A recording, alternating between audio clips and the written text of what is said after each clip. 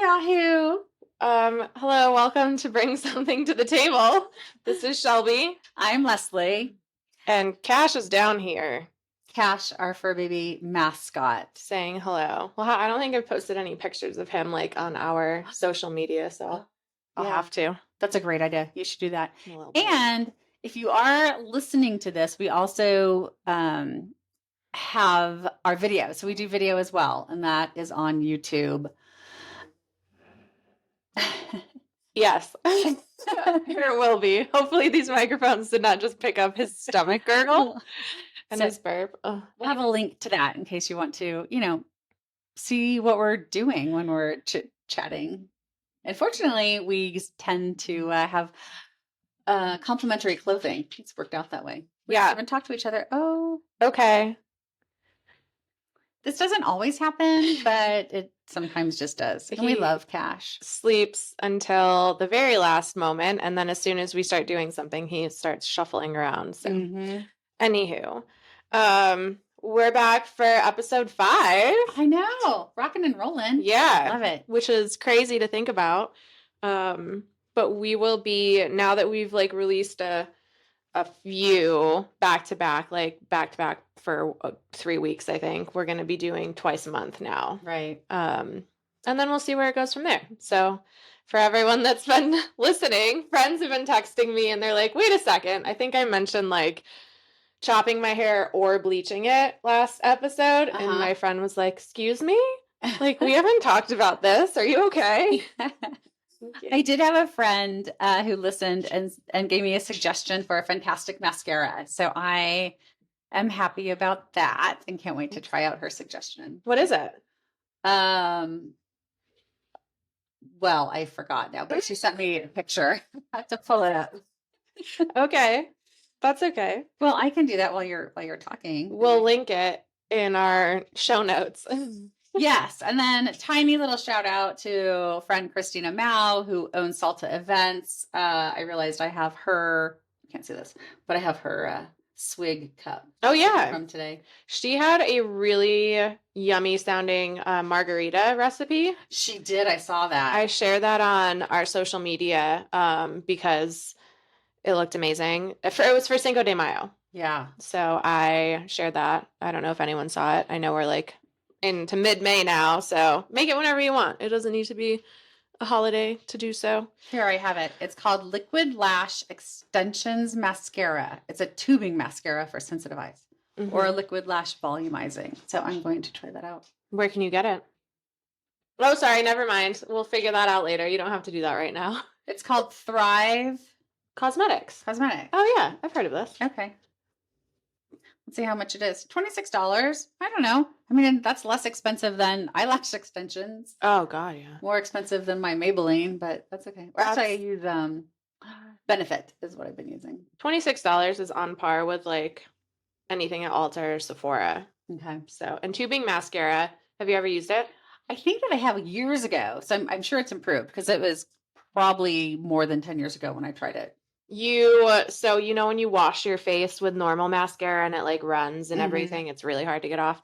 Tubing mascara, you can just kind of like wipe off because it's just like these little tubes on your eyelashes, and that like you can even just like slide them off. Oh, that sounds better than. I don't wash my face at night like I should, so that's bad on me. But I wake up in the morning with like dark mascara eyes. I look like a raccoon. So that sounds like a nicer way to get it off. Why are you not washing your face at night?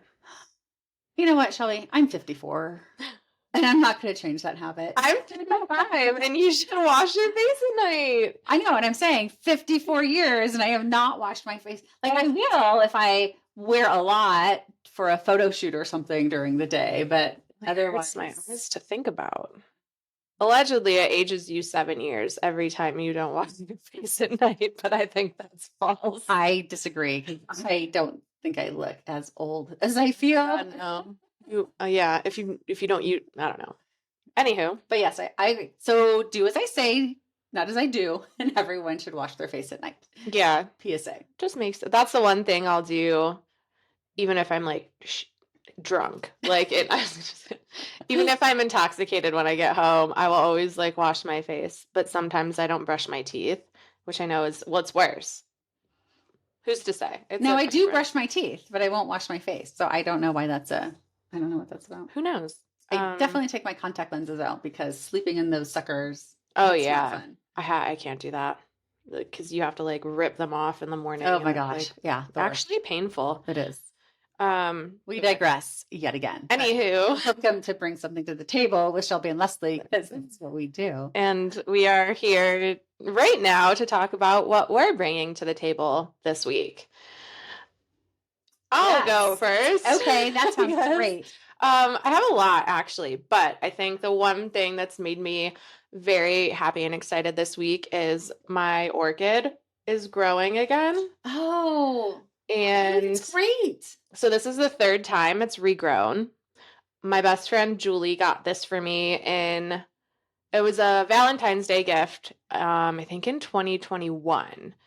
And I ended up getting COVID for like the very first time, like Oh. right after she sent me the orchid and she sent me a bag of ranch Doritos, which are my favorite. And then so that was February 14th, obviously, and then I got COVID in March. And the orchid died, and so did a little piece of me when that happened. And then I was like, you know what? This thing is gonna regrow. I don't care. And so I hauled it across the country in my cup holder when I moved here Cup holder. in 2022. 3? 2022. Okay. And it just had the leaves, whatever. And then it grew again as soon as I moved into this house. Like it didn't grow in my first apartment on Tennyson. It was just the leaves. And of course, nothing grew or thrived in my apartment in Reno. Oh, Because no. the vibe there was off. And I moved in here in March of last year and it grew. And then it died. And then it grew again. Like, hello? Yeah, but it waited a year. It sounds like it needed to Yeah, and get it's acclimated. I'm making this up. It's just something I've heard. I think they usually are on like a 2-year cycle. So the Okay. fact that this is regrowing, this place is magical. I think the house is. I think I like it a lot. Yeah. And I love that you created this little podcast studio. We're trying to do things at my house. Although it worked well at my house because we got rid of the stone wall that nobody liked. Yeah. All right. So what are you bringing to the table this week? I am bringing boundaries because I am really trying to work on that and I'm not good at it. And it's starting to take a toll on my health, which is not something we have to dive into. So I did it. I had a listing presentation with some clients and I said, I don't work on Sundays. And they said, that's fantastic. You need a boundary. And I was like, what? I do? Mm-hmm. So that felt really good. I don't know what that's going to look like moving forward. Of course, I have to just give the caveat. If we're negotiating something, I will be available. But I need to start finding some family time and Leslie time. And I'm looking at revamping my mornings where I get up and then I do 30 minutes of exercise, whether it's walking Lucy, the Frenchie, or yoga, reading for 30 minutes just to enrich my brain. Mm-hmm. And I really want to get into writing affirmations and kind of journaling good, positive things. I would start the day in a good mindset. And that's also a boundary. Like I'm not going to start the day or let anybody into that until I am good with myself. Mm-hmm. You know, that oxygen mask thing. If you can't take care of yourself, you can't take care of anyone else. Yeah. There's something to it. It's such a corny saying because I feel like people just overuse it a lot. But there's something to it. And do you feel like, I know you feel guilty putting yourself first sometimes, like shame and guilt and whatever. But I lost the question. It was in my mind and now it's gone. Do you think that will be more of a struggle internally in order for you to like keep these boundaries that you want to put? Yes, but I think that, again, it's how we talk to ourselves, right? Like I would always say to you, Shelby, you need to take a break. You need to take care of yourself, even if you don't think it. Yeah. So we have to start speaking to ourselves the way we would as if we were a friend. And I think that putting in that boundary is just going to make me feel like a stronger, more evolved person, right? That I can say, no, I need to take care of myself. And currently I'm depleted. I am depleted where I don't want to do anything at all. And then I found myself in the hospital, which was like my body has been telling me. And that's what I know is that our bodies will tell us and it'll manifest in some way or another until you listen. and now it's time. Yeah. So I think I need to just accept the fact that like I want to be a priority so that I am better for other people and keep reminding myself. Some of that might be part of the affirmation so that I don't feel guilty. Mhm. And I think you like you said about washing your face, you're 54 and like some things will just like not Never. change, but Right. like you can catch yourself when you have those thoughts and be like, okay, that's not the truth. Like Hmm. if I'm not putting myself first, then I'm a shell of a person. How am I going to be like my best self for your boyfriend or like your Yeah, son? for other people. And that's just it. I don't even want to deal with anyone at this point. And that is not me. Yeah. And when I was laying in that hospital bed at like 4 in the morning, I jotted down the things that bring me joy. And part of that was I miss cooking. I miss having friends over and entertaining and sending birthday cards to people and being thoughtful enough for other people because that brings me so much joy. And I Hmm. haven't done any of it. And so I want to get back to slowing down a little. And yes, I'm thinking of others. It sounds contradictory. Um, but it's things that bring me joy instead of just getting all my sucked out of attention. Yeah. I think if it makes you happy to do stuff for others, then that makes you happy and like that's okay. Yeah, but I just don't have time. I just been Yeah. burning that candle. I like to think I've tried to live my life this way most of the time. Like, what would 80-year-old me say? Mm, Like, looking down on 35-year-old me, like, you're working 4 jobs, 3 jobs, whatever. What are you doing that, like, you enjoy? Like, I'm not making time for myself. mm-hmm. And so I feel like 80-year-old, 90-year-old you, would they say, like, "Oh, you're busting your ass to build your business, but then, like, what do you have to show for it when you have lost connections with your friends or like you pushed people away because you've just been so busy unintentionally?" It's like it makes you reassess what's important to you. Yes, and that's what I did. Friendships and relationships are important to me. Yeah. And if that means not driving the business as much or making less money, or I think ultimately it will attract again the right people and the Hmm. right clients into my life. Those who responded with, "Yeah, that's great. You don't work on Sundays." That's a good boundary. I More people mean, like that. yeah. The people that would be like, "Well, what do you mean? Like, I need you 24/7. I need you available."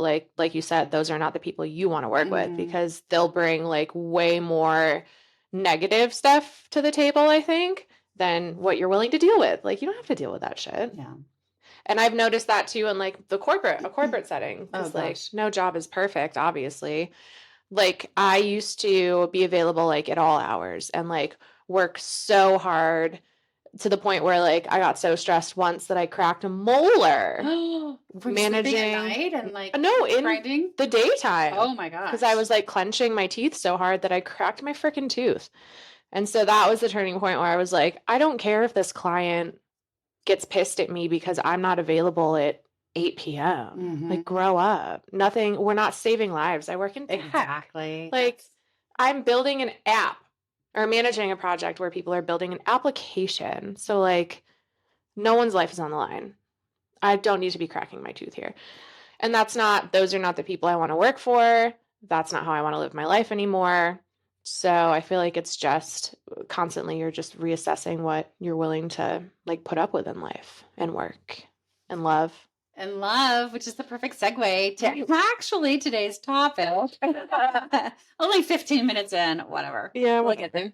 okay. Dating apps, dating. And I am so excited about this topic because I'm not dating anymore, but I'd love to sit on the sidelines and watch Shelby go through it. It is truly a show, I would say, online dating. Dating in general, like I don't do I guess my history, like I had a boyfriend from senior year of high school until finishing college, really. And then we ended up breaking up because I think I've talked about this. He's a terrible person and a very like abusive relationship. And so then I moved to Charlotte, North Carolina, single, did my thing, and that was great. And then I met somebody and we dated for 4 years, lived together for most of that. We broke up in 2019, and then I really ever since then I've just like been pretty much single, except for like some short-term stuff sprinkled in. So I had a chaotic beginning when I first moved here. Chaotic.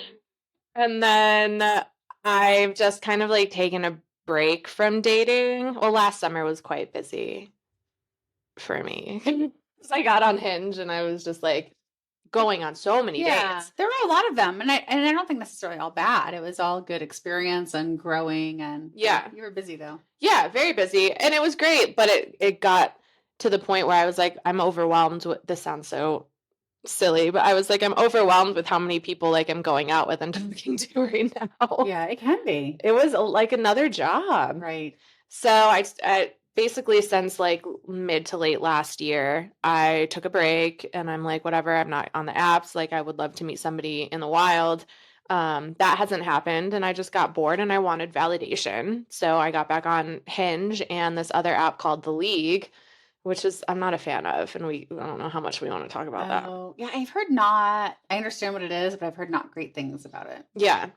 I think they really want you to pay for a membership and then they'll like give you more matches or whatever. But that's kind of to the side, but I've been on Hinge mostly and it's like the wild, wild west. And people will match with you. And it feels different this time around. People have matched with me. They're like, oh, love whatever you said or your outfit, or it looks like you're fun. And they're like, when's your availability or what's your availability? Like, when can you meet up? I tell them, and then nothing. And then nothing. Like, then don't ask me. That still, I mean, that happened when I was on there too. So I don't know. And is it because summertime's coming and so people are like wanting to get together, but then there's another option? I think that's the challenging thing with dating apps is that you're always just swiping and like finding the next person and that instant gratification. What's next? What's next? Mm-hmm. But I think there are some people who truly do want to have a relationship, both male and female. And Yeah, they're out there. I certainly haven't come across them yet within the past couple weeks. It's only been like 2 weeks that I've been back on, but I do find myself though, like when a guy is too eager, it turns me off. And I don't know. so much as a balance of, Yeah. and I am curious about your profile because I think that is, I wonder if it's different from like when I wrote mine versus when you're in your 30s. And I know when I first started on the dating apps, like they weren't apps. Sorry, we didn't. This is like 2003. It was just email. So it was like Match.com or eHarmony via email. Oh wow. But I was super aggressive with my first profile and was not getting responses that I wanted. And so then I had girlfriends read it and they're like, you just sound like a bitch. I would not want to date you at all either. So what you put out there is important. And last time around, I would revise mine kind of frequently, but I always had dates and people. And I know people who are on the apps for years and haven't gone on a single date. And they're like, I'm not matched with anyone. I said, well, let me see your profile. And they won't share it. So I'll share it. We'll talk about it right now. Yeah. And do you change yours? Because I found that I would just change my photos or descriptions or something like every 2 weeks. Because it got you a new group of people. Yeah. That was interesting. I'll change some of my pictures out. But I haven't changed any of like the prompts. I have since like I've gotten back on because I think last summer I was just like, I just want to have fun. I'm not looking for anything serious. Like I just want to have a good time. And now that has changed a little bit. So I've changed it. So I think I said it's a little less hookup-y than it was last summer.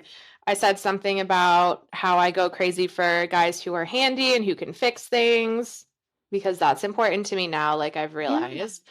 I said the way to win me over is being an honest, genuine, consistent person. So being handy is really important. Being consistent's been really I need that in my life. Like scram. If you're gonna text me every 2, 3, 5 days, like get out of here. That doesn't build trust, and that certainly doesn't foster a relationship. No. And I know that's not for everybody, but like I want someone who wants to like know what I'm up to. We don't have to hang out because I'm busy. I have other things like friends and stuff. I don't want to be around someone all the time. Right.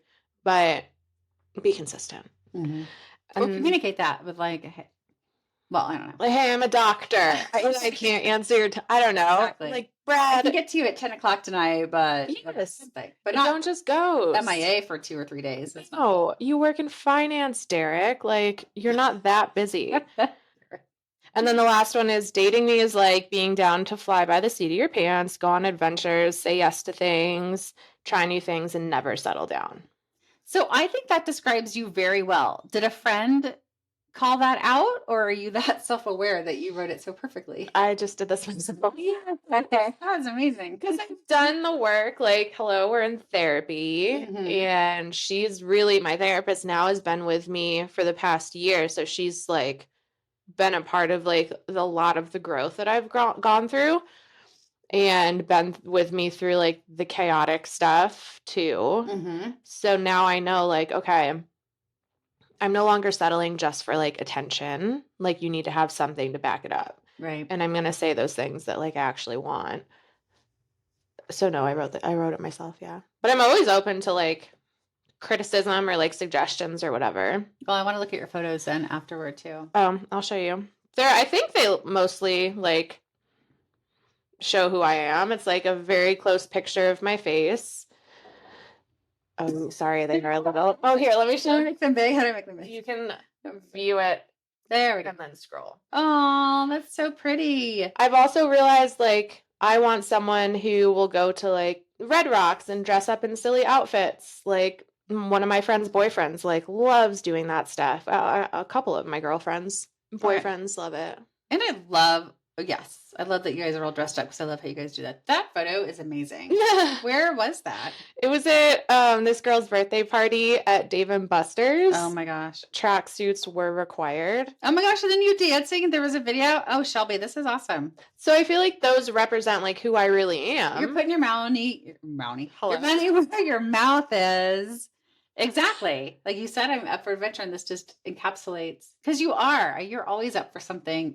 And I don't like, I love it. someone commented on the like never settling down part like last week. He was like, how are you gonna not settle down when you own a house? And I was like, it's a state of mind, Brad. Like, it's not what, I don't know. It's like how you live your life. I can own a house and I can still go on trips and I can still like, just because you own a house doesn't mean you're boring. What does yeah. that mean? And I was like, you're not my guy. Right. Like, if that's how you think, Next. we gotta go. Mhm. So, I'm not getting as many matches as I did last summer, because I think last summer my profile was like, basically, I'm here to like mess around. Yes, and I think absolutely that makes a difference. And I noticed that as well. So the more vague I was, kind of the more matches. And I was still at one point, not this last time, but the time before, I just want to date 30-year-olds. And so that was what I did for a hot minute. And it was super fun because might as well, right? So that was pretty much photos and like, who wants to go out? And then, yes, as I got more aware of what I wanted, and again, like who I am, it limited some of the people, but then it just became a little more genuine. But it works. Yeah. I do feel like I know enough success stories that when you put the time and the effort into it, someone does show up. Although there is a new app, and I think you should check it out just to like be guinea pig for the podcast, called Snack. And it's for the Gen Zs? I'm a millennial. Oh, so maybe it's for the younger crowd. Oh, It's supposed to be like a TikTok dating app, so it's all like videos that you can, like, share back and forth. So it's all really fast. Yeah. Okay, that sounds a little Snapchatty. It is, right. Okay. It says it's a cross between like TikTok and Snapchat for dating. If I'm not too old, I'll do it. At this point, I'm doing this stuff half of the time for like the story and like the experience and stuff. So I'm in. But you might, yes, kind of like that movie, How to Lose a Guy in 10 Days. You can kind of be our experiment. Yeah, I don't care. The right guy will stick around no matter what I do. Yeah, dating apps. And I think it's funny because there are men who are just not good at writing their things. A friend was sharing a guy friend's profile because he was complaining. He was like curmudgeon-y because he wasn't getting kind of dates. And she's like, well, let me take a look at it. And he was like, I only like to be home. I don't like to travel. I don't own a suitcase. Like, oh Lord, you can't lead with those things. And you want someone like does he want someone like him? Or does he want someone to like pull him out of it? No, I think he just wanted somebody who was also less Let's see. wanting to do things. Gross. But There are people out there. or maybe he did want to do things, and so they just worded it differently. He didn't want to be. Sometimes people don't feel like they're adventurous when maybe they are. They just have to Have a partner to do stuff with. right. And that's okay. No. Well, I mean, you were right, like about what you said, I think at the beginning of this conversation, that like being like having dating apps makes people very disposable. And like you just think, okay, I don't like the way her glasses look on her face. I have 100 other people that I can like match with and go out on dates with.